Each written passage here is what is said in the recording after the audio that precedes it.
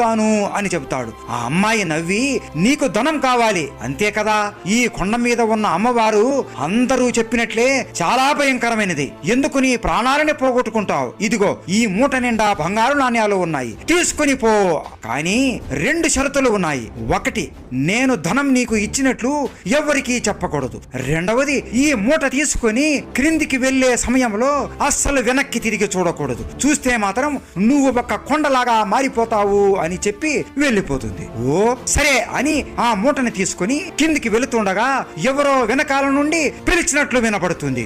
ఎవరు అని చెప్పిన మాట మర్చిపోయి అతను వెనక్కి తిరిగి చూస్తాడు. అంతే, వెంటనే రామ్ ఒక శిలలాగా మారిపోతాడు. రామ్ కోసం అతని భార్య ఎదురు చూస్తూ నిద్రపోతుంది. ఆమె కలలో రామ్ వచ్చి, కొండ మీద అమ్మవారు నిజంగా ఉన్నారు, వెళ్ళి అందరూ పూజలు చేయండి, ఇచ్చిన మాట తప్పడం వల్ల నేను రాయిలా మారిపోయాను అని అంటాడు.